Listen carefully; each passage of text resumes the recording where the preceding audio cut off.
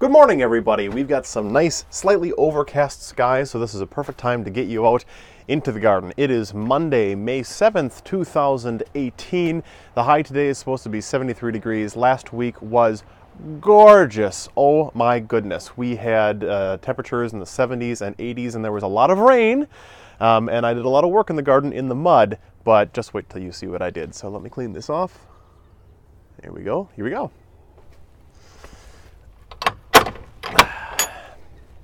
This is how we get from the backyard into the side yard. Ho ho ho ho! All the raised beds are built, and most of them are filled. But before we get to them, let's look at the trees.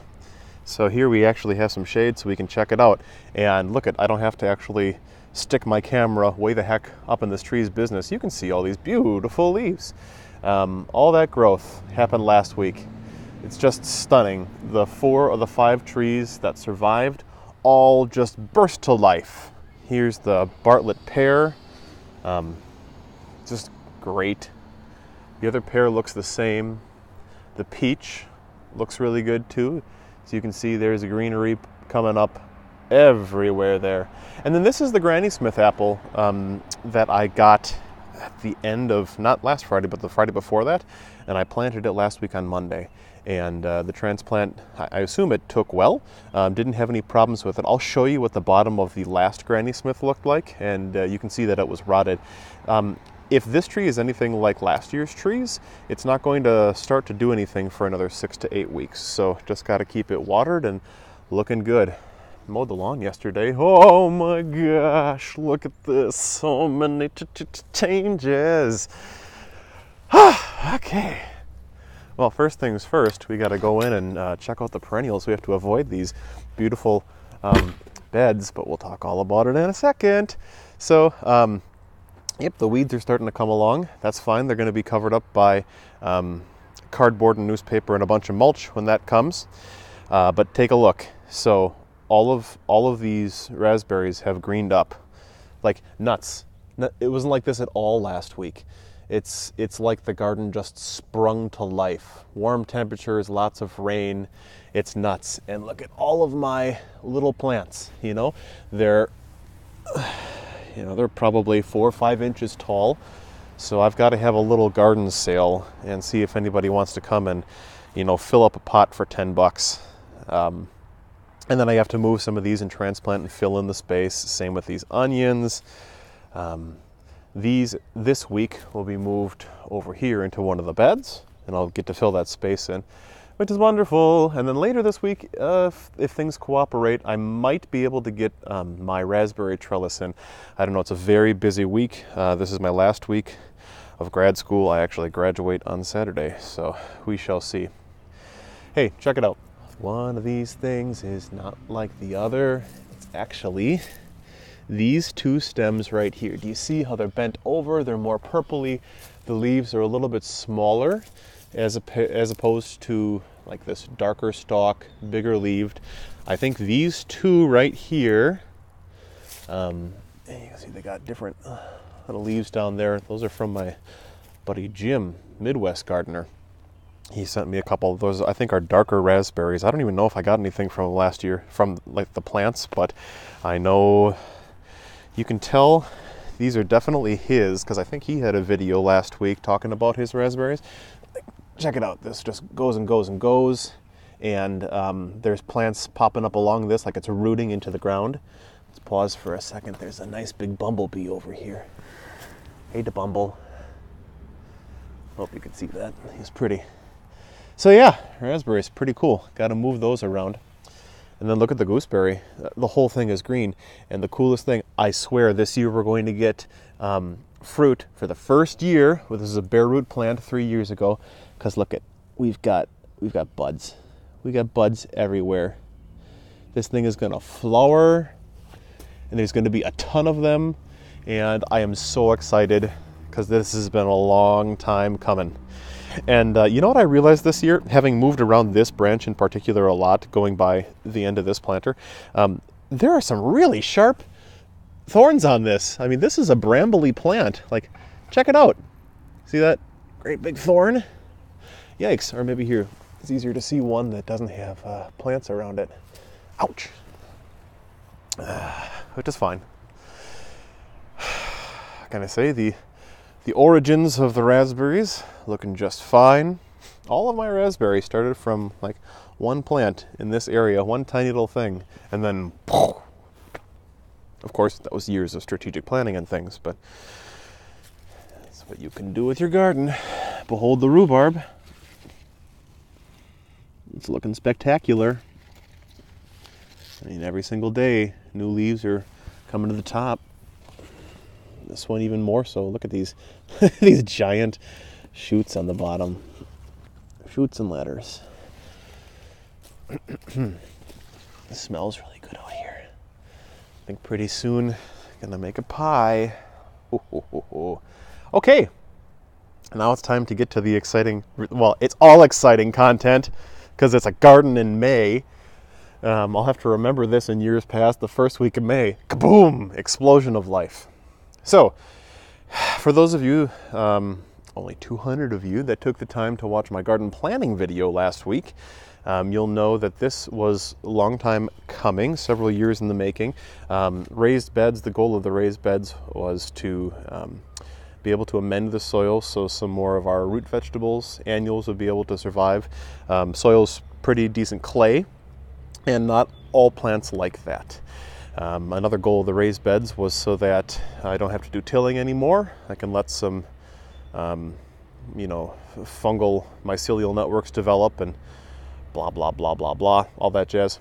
So this little path right here leading to the back from the arch, these are where the climbing vegetables are going to go. Eventually I'll get some wire that'll be an arch like this that we'll walk underneath. These beds, I will have a video on how I'm building them. Essentially, I'm following the 1 Yard Revolution style. That's Patrick and his cat Oscar. They're also Garden Zone 5A. I think they're out of Chicago. He might be 5B. I think he's 5A, but it's my climate. So I'm also hoping in the months to come to build some low tunnels or cold frames in these so I can extend my gardening season even further. But first things first. So here are the beds, and as you can see, I've been digging. I also like to watch the MI gardener, Luke. He's a channel out of Michigan. His gardening zone, I think he's in 6, just because of the lake effect. So he gets a little warmer temperatures than I do. But when he moved to his new location a couple years ago, built a ton of beds, like over a dozen, I think, and he filled them all with soil from the surrounding area. And that's what I chose to do too, because we've been working this soil for years, and it's been good growing quality. So why ship stuff in?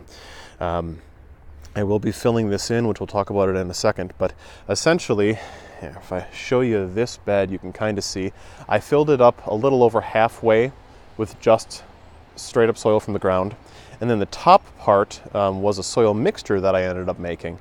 Now this is soil from the ground, and it's a little bit of compost, and it's a little bit of mulch, and it's a little bit of perlite. So the way soil should be, you should be able to pick it up, squeeze it, and it'll keep its form. At the same time, you should be able to lightly crumble it and it'll break apart. So here we go. We pick it up, it has its form, and then we gently crumble it and it breaks away. So I have finally achieved the kind of soil that I want up here, which is ridiculously exciting for Oshkosh, Wisconsin. Let's see. You're probably wondering, what am I going to do with this space in between? I'm going to be filling it. I'm going to be putting down about 6 to 9 inches of wood chips. And you're probably saying, that's a lot of money. Well, yes, it would be if I bought them from a bag or from a lawn care center, but I'm using a service called Chip Drop. And I don't remember where I found out about Chip Drop, but you sign up for it, and it's arborist mulch. So within 1 to 5 weeks, they will drop off 15 yards of arborist mulch. So it's going to be wood chips ranging from like 1 to 5 inches. There'll be some pine needles, some leaves in there and stuff. That's perfectly fine. Before you leave a comment about you can't grow in that, blah, blah, blah, blah, blah, that's fine. I'm not growing in it. I just want it to be a good surface here that I can walk on, that is drainable.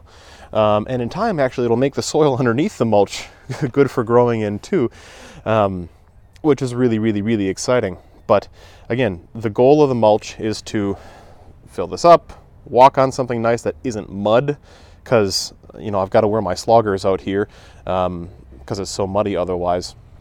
I'm really looking forward to that. And then I'll fill them up to an inch or two above the line. These are 2x10s capped off with a 2x4, so it's about 12 inches tall. And one of the things that I like about this size is I can sit in my garden. I can sit like in my garden around my plants. It's a little bit less bending for me, which is nice because I'm 6'5", and I like here. So I'm sitting here, and I can be working on the thing ahead of me. And I chose to build these at these are 12 feet long and they're 3 feet wide and 10 inches deep. I chose to go with 3-foot beds just because it was a little bit less reaching to get to the things in the middle. And you'll see in my video when it comes out, but I'm going with another suggestion that I saw on a different gardening YouTube channel. In the very center here, I have some old, dry, rotting wood. And I hope that this continues to break apart and that roots will go and wind themselves within and around the wood so that it can help with moisture retention during some of the drier spells. And speaking of moisture retention, I hope you can see this on the camera. Let's get back to this bed that I couldn't finish last night. Can you see the change in color between the two of these? This is sort of a light brown grayish, and then this is definitely dark brown. So the perlite is helping, the perlite and the mulch and things are helping this soil maintain its moisture content much better than just soil alone. And this is what I've always been planting in. So I have high hopes for this. And additionally, this front bed, the southernmost bed, is going to have twice as thick of a layer of the compound mix than the rest of them, because this is where I want to do all the carrots and the beets and the things that I want to really puncture into the ground. So over here was actually where I planted my first seeds of 2018, and I planted them on the 40th of April, which is the earliest I've ever planted anything. And they were peas, and check it out. They're coming up. They were supposed to sprout, I think, between 7 and 12 days, and they're definitely sprouting on both directions, or not both directions, both in both boxes. More so on the other one. I got a plant here. I got one coming up right here, another one coming up here. So that's really, really exciting for me. And and also the bench. I put the bench out so I could have like things on top of it and I could sit there. I don't think this is going to be the permanent position for it, and that's okay because I haven't anchored it down or anything. But hey, there's the sun. The overcast is gone. So big changes in my garden this week. Have you gotten out in yours? You doing anything yet? I know it's still pretty early for a lot of people in my area. I mean, the greenhouses don't even have annuals or anything that you can plant yet. But my goals for this week, well, one, looks like the bottom of my garden gate right here. Let's see. This end sunk a little bit, so that's gotten a little bit out of level, and it also makes the bottom of this door catch. So I'm going to have my neighbor help me. I'm going to dig around it, move it out just a little bit, and then I'm going to anchor both of the ends of these from this end of the garden box going in. Just a nice thing. So that's on my docket to do, and lots of planting. This week I want to get into the ground hopefully my cold hardy crops, so start the carrots, start the lettuce and the spinach, and I'm probably going to get the seeds in honestly already for like my beans and the cucumbers, because the temperatures are warming up rapidly, mid 70s consistently starting after this weekend, and just want to see how they go. It's early, I'm excited, etc., etc., etc.